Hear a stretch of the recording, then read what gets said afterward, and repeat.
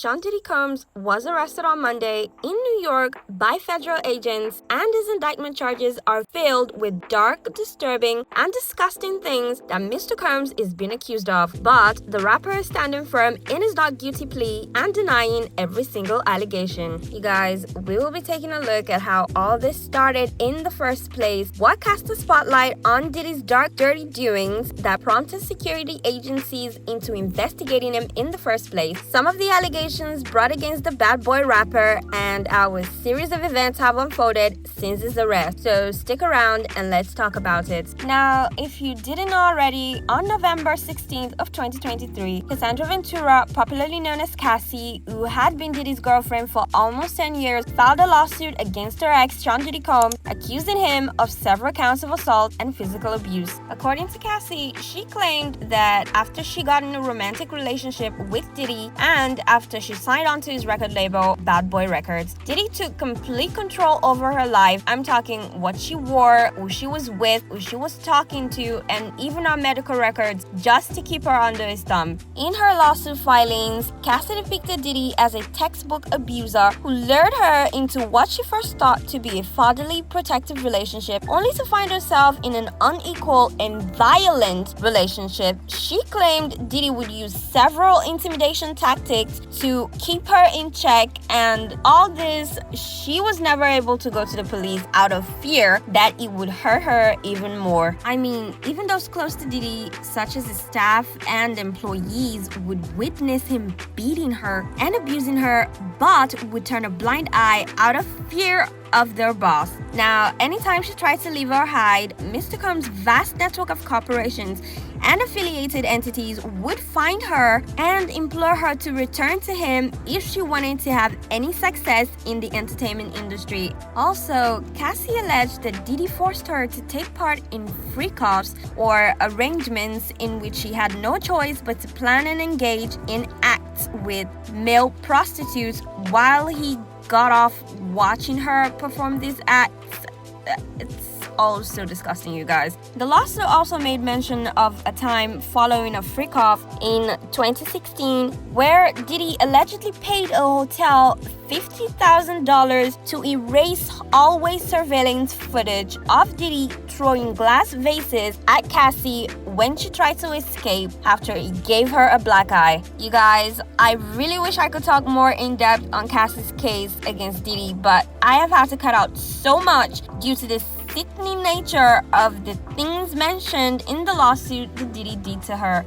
Now, as much as the public would have liked for more to be done in regards to Cassie's case against Diddy, just one day after Cassie filed a lawsuit, she settled out of court with Diddy. I mean, even though he was denying all these accusations Cassie brought against him, he was so quick to have settled out of court and be done with the whole situation, which at the time was awfully suspicious behavior for someone who claimed that he did nothing wrong. Now, Diddy was very adamant that he did nothing wrong and he had nothing to be guilty about. But on May 17th, CNN released an explicit surveillance video of Diddy physically abusing Cassie that perfectly aligns with what she had earlier said. The gut-wrenching video has only further confirmed the disturbing and predatory behavior of Mr. Combs. Douglas H. Wigdor, a lawyer for Cassie, said in a statement, "Words cannot express the courage and fortitude that Miss Ventura has shown in coming forward to bring this to light."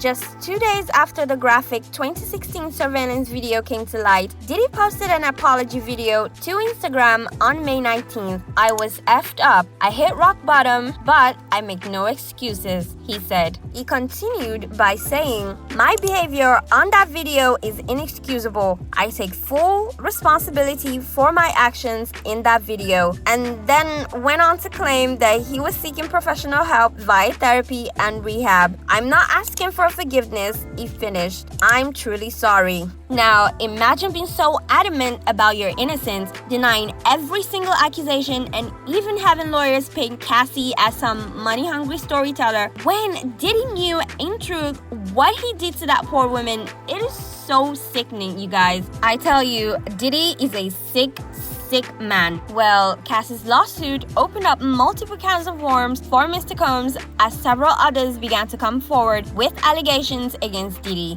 raining lawsuit after lawsuit after lawsuit on him. Producer Little Rod, whose real name is Rodney Jones, sued Diddy for SA and trafficking on March 4th, among other claims. A Jane Doe also filed a claim with the Southern District Court of New York on December 6th, alleging Diddy, Bad Boy Records executive Harve Pierre, and a third assailant R-worded her when she was 17 after trafficking her across state lines in 2003. Rolling Stone also reported on two separate lawsuits accusing Combs of assault and a third accusing his company of negligence and workplace violence. A 2019 interview with Virginia V detailed alleged instances of physical abuse. In a conversation with Tasha K, Diddy's ex-girlfriend accused the CEO of once stomping on her stomach, punching her, and trying to pay her to abort their child. She said he was mentally, emotionally, and physically abusing me. He would always compare me to Cassie and tell me that I'm the bad one, she's a good one. Diddy's former personal chef, Cinderella, filed a lawsuit against him in 2017, claiming harassment, failure to pay overtime, and retaliation. You guys, so many more lawsuits alleging Diddy did something horrifying to them has come out, and honestly, at this point, it is anticipated that more will come out as more people are starting to speak up. Now, when all these additional allegations came down on Diddy like an avalanche, he, as usual, denied all of it and even proceeded to put out a tweet on X, writing, "Enough is enough. For the last couple weeks, I have sat silently and watched people try to assassinate my character, destroy my reputation and my legacy. Sickening allegations have been made against me by individuals looking for a quick payday." He went on, "Let me be absolutely clear. I did not do any of the awful things being alleged. I will fight for my name, my family, and for the truth." Now, in my own opinion, all these lawsuits and claims must have been what prompted Homeland Security to raid two homes owned by Sean Diddy Combs as part of an ongoing trafficking investigation. Following this, an old interview featuring stand-up comedian Cat Williams allegedly exposing Diddy resurfaced on social media, and this really did sort of solidify Diddy's doom as people were commenting that Cat Williams may have been right. In this interview, which happened in January of 2024 on Shannon Sharp's club Shay Shay, William had said that he declined an invitation to one of the rapper's parties due to allegations of gay sex activities happening at them. Mr. Williams can be quoted saying, "I gotta protect my integrity and that virgin hole I was telling you about, cause P Diddy be wanting to party and you gotta tell him no." On March 25th, agents with Homeland Security investigations raided Combs' properties in Los Angeles and Miami. According to NBC News, three sources familiar with the matter had told the media that firearms were found at his residences, but no additional details were provided. You guys, all of this has been wild. Everything surrounding Sean Diddy Combs has been one crazy thing after another. But on Monday, September 16th, Combs was arrested by federal agents and was charged with racketeering, conspiracy, and using his business to commit crimes, including trafficking, forced labor, kidnapping, arson, bribery, and the obstruction of justice. And in a weak attempt to defend his clients, Combs' attorney Mark Agnifilo stated that Mr. Combs had been nothing but cooperative with the investigation and he voluntarily relocated to New York in anticipation of the arrest. But according to TMZ, Diddy never seemed happier as he was caught interacting with several excited fans in Midtown Manhattan approximately 30 minutes before his arrest, which is not the typical behavior of someone who relocated all the way to New York to cooperate